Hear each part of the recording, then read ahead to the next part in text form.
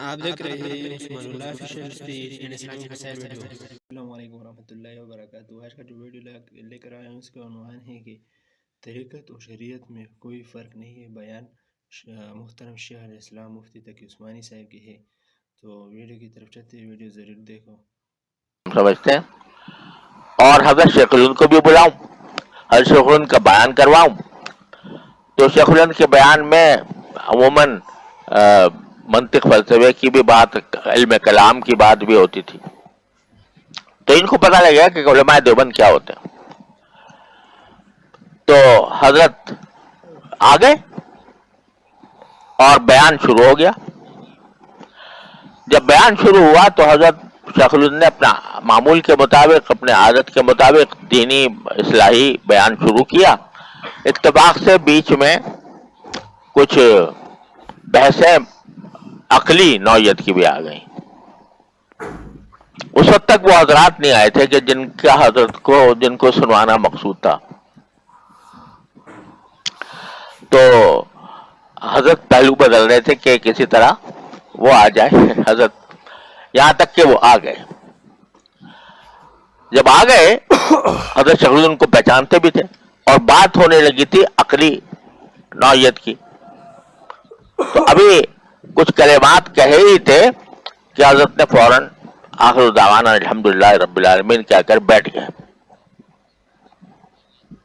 اب حضرت تھانوی رحمۃ اللہ بڑے پریشان ہوئے کہ جو وقت تھا ان لوگوں کے سامنے بات کرنے کا وہ گزر گیا۔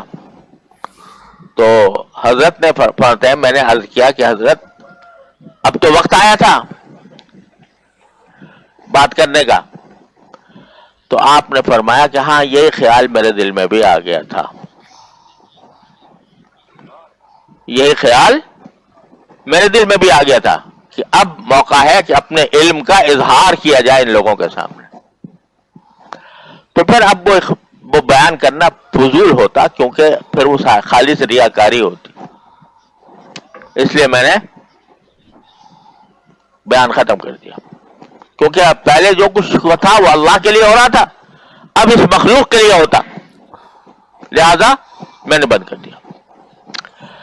تو یہ ہے فرق طریقت کا، کہ طریقت سے گزر کر جب بندہ پہنچتا ہے تو پھر اللہ تعالیٰ اس کے دل میں وہ کانٹا لگا دیتے ہیں، جس کانٹے کے ذریعے وہ سمجھ لیتا ہے کہ اب میرا عمل جو ہے وہ آیا اخلاص کے ساتھ ہو رہا ہے یا نہیں ہو رہا۔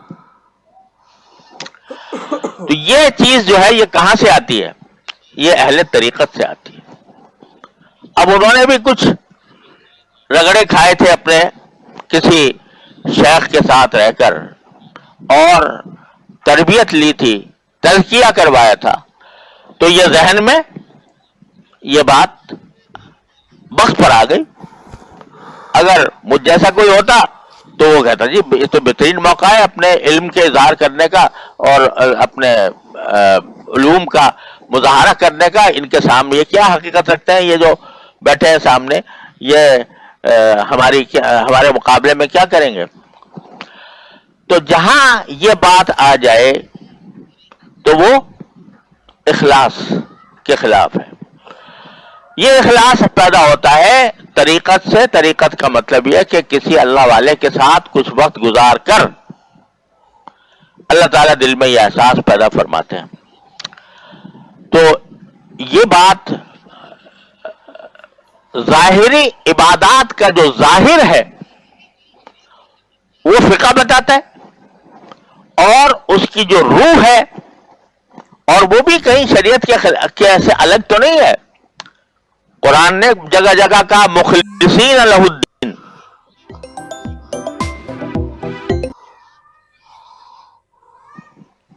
آدمی اسی وقت اس کا ایمان معتبر ہے جبکہ اس نے ایمان اخلاص کے ساتھ حاصل کیا ہو۔ عبادتیں بھی اسی وقت معتبر ہیں جبکہ وہ اخلاص کے ساتھ کی جا رہی ہوں۔ تو اس اخلاص کو حاصل کرنے کے لیے آدمی کو اپنے نفس کو مٹانا پڑتا ہے۔ اب دیکھو، آپ اندازہ کرو کہ وہ جلسہ جمع ہوا ہے، اسی کام کے لیے بلائے گئے ہیں بیان کرنے کے لیے، شاگرد موجود ہیں اور حاضرین انتظار میں ہیں، لیکن چونکہ کانٹا لگا ہوا ہے، اس کانٹے نے کہہ دیا بس اب تک تو بات ٹھیک ہو رہی تھی، اللہ کے لیے ہو رہی تھی، اب اس کا رخ بدل گیا، لہذا کوئی فائدہ نہیں، چاہے مجمع اچھا سمجھے برا سمجھے، یہ سمجھے کہ یہ باعث جو عجیب قسم کا ہے کہ اس نے جا کے بیچ میں ہی لیکن توڑ دیا۔ تو یہ چیز جو یہ کانٹا پیدا ہوا، یہ کیسے ہوا؟ یہ طریقت کے ذریعے ہوا، وہ کسی اللہ والے کی صحبت کے نتیجے میں ہوا۔ تو اس لیے شریعت اور طریقت اس طرح ساتھ چلتی ہیں کہ شریعت پر عمل کرنے کا طریقہ بتاتی ہے طریقت، شریعت پہ کیسے عمل کرو۔ لہذا جو یہ کہتے ہیں کہ بھئی طریقت اور چیز ہے، شریعت اور چیز ہے، ارے کچھ بھی الگ نہیں ہے، سب مل کر شریعت ہے۔ اور یہ کہنا کہ بھئی شریعت کے اندر کچھ اور احکام ہیں اور طریقت میں کچھ اور احکام ہیں، یہ بالکل غلط بات ہے۔ تو اس لیے ذرا سمجھ لینا چاہیے، یہ اصل میں آج کل بدنام کر دیا طریقت کو اور تصوف کو جاہل قسم کے پیروں نے، کہ جس میں انہوں نے نام رکھ لیا تصوف کا کہ بس کچھ ذکر بتا دیا کہ ذکر کرو، کچھ شغل بتا دیا شغل کرو، اور اسی کو اپنا منزل مقصود قرار دے لیا۔ لیکن جو اندر باطنی بیماریاں ہیں، کبر کی، تکبر کی، عجب کی، حسد کی، یہ ساری بیماریاں موجود ہیں، اور پھر ذکر کر رہا ہے بندہ، تو وہ ذکر فائدہ مند نہیں ہوتا۔ لہذا اصل مقصود ہے اندرونی بیماریوں کو دور کرنا۔ تو جیسے میں نے عرض کیا کہ عبادات میں سب سے پہلی چیز جس کے بغیر عبادت بے روح ہے وہ اخلاص ہے۔ اچھا، نماز کے اندر تو یہ بات ہے، ٹھیک ہے نا؟ نماز کے اندر جیسے میں نے عرض کیا کہ عام مسلمان جو ہے الحمدللہ شروع میں اس کی نیت دکھاوے کی نہیں ہوتی، وہ اللہ ہی کے لیے پڑھ رہا ہوتا ہے الحمدللہ، لیکن شیطان بیچ میں کچھ وسوسے ڈال دیتا ہے تو اس سے بعض اوقات آدمی پٹڑی سے اتر جاتا ہے۔ اس کا علاج اہل تصوف بتاتے ہیں، اہل طریقت بتاتے ہیں، ٹھیک ہے؟ لیکن بعض عبادتیں ایسی ہیں کہ جن میں بعض اوقات شروع ہی سے شیطان جو ہے وہ شروع ہی سے خراب کر دیتا ہے۔ وہ کیا ہے؟ مثلا صدقہ کرنا، لوگوں پر خرچ کرنا، رفاہی کاموں میں پیسے لگانا۔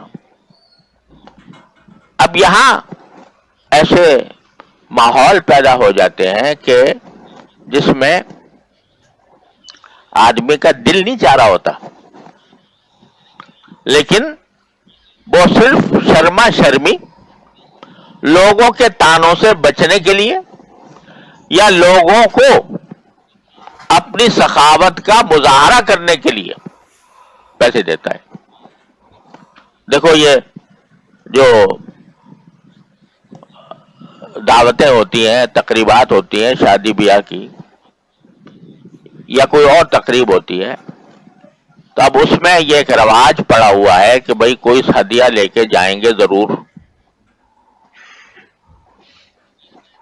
اگر نہیں لے کے گئے تو ناک کٹ جائے گی۔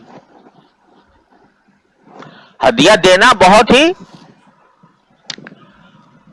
مستحب کام ہے، رسول کریم صلی اللہ علیہ وسلم نے اس کی ترغیب دی ہے، تہادوا تحابوا، ایک دوسرے کو ہدیے دیا کرو، آپس میں محبتیں بڑھیں گی۔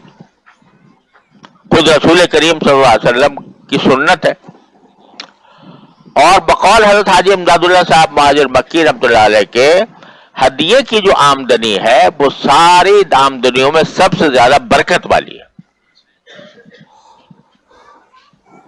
کہتے جتنے آمدنی خود آدمی کماتا ہے اس سے زیادہ برکت اس میں ہے جو کوئی مسلمان محبت سے کوئی ہدیہ دے. اسی لیے حضرت حاجی صاحب کے یہاں معمول یہ تھا کہ اگر کوئی شخص ہدیہ لے کر آتا تو اگرچہ حضرت کا کچھ کھانے پینے کا معمول زیادہ نہیں تھا, رغبت بھی زیادہ نہیں ہوتی تھی, لیکن جو چیز لے کر آیا چاہے پسند ہے یا ناپسند ہے اور دل چاہ رہا ہے نہیں چاہ رہا ہے, تھوڑی سی ضرور کھا لیتے تھے اس میں سے, کہ بھئی ایک مسلمان محبت سے ہدیہ لے کر آیا ہے تو میں اس کی برکت حاصل کروں. تو بڑی برکت کی چیز, بشرطے کہ بوجہ محبت ہو, محبت کی وجہ سے ہو. دو ہدیہ قابل قبول ہے اور بڑی ثواب کا کام ہے ایک مسلمان کو ہدیہ دینا محبت سے. اس میں صرف یہ نہیں کہ بڑے بڑوں کو دے دینا, بلکہ اپنے برابر کے لوگوں کو, اپنے چھوٹوں کو ہدیہ دینا, یہ بھی بڑی برکت کی چیز ہے, بڑا ثواب ہے اس میں. تو بڑے ثواب کا کام ہے. لیکن اگر یہ نیت ہے کہ بھئی میری تو ناک کٹ جائے گی اگر میں نے ایسا ہدیہ دیا تو, یا نہ دیا تو, شادی ہو رہی ہے کسی عزیز کی, کسی رشتہ دار کی, کسی کی, بھئی اگر تمہارے دل میں واقعی اس سے محبت ہے اور اس کو دل چاہتا ہے اس کو دینے کا, سبحان اللہ, آپ ضرور دو. لیکن دل تو اندر سے چاہ نہیں رہا, لیکن چونکہ رسم پڑی ہوئی ہے اور رسم پورا نہیں کریں گے تو ہماری ناک کٹ جائے گی معاشرے کے اندر کہ اس کو اتنا بھی توفیق نہیں ہوئی کہ اسے اس کی شادی پہ کچھ, اور بعض جگہ تو فہرستیں بنائی جاتی وہ ادلے بدلے کی کہ اس نے فلاں نے اتنا دیا تھا لہذا ہم جب دیں تو ہم بھی کم از کم اتنا دیں, اللہ بچائے. تو اچھا خاصا ثواب کا کام اخلاص کے نہ ہونے کی وجہ سے گناہ بن گیا. قرآن کریم نے بالکل ابتدائی آیات جو نازل ہوئی ہیں قرآن کریم کی, تو اس میں فرمایا وَلَا تَمْنُنْ تَسْتَكْثِرْ, کسی پر احسان اس نیت سے نہ کرو کہ اس کے جواب میں تو. لیکن یہاں اب اخلاص کی ضرورت سامنے آتی ہے. دل چاہ رہا ہے دو, بڑھ چڑھ کے دو, بہت اچھی بات ہے, لیکن جہاں دل نہیں چاہ رہا اندر سے اور صرف رسم کی خاطر دے رہے ہو تو وہاں ریا آ گئی, وہاں دکھاوا آ گیا. تو وہاں صدق یہ اس میں یہ بات ہو جاتی ہے کہ آدمی دے رہا ہے اور اندر سے دل محسوس رہا ہے کہ یار پیسے خام کا چلے گئے, اور حقیقت میں دینے کا مقصد نہیں تھا لیکن زبردستی دے رہا ہے معاشرے کے جبر کی وجہ سے.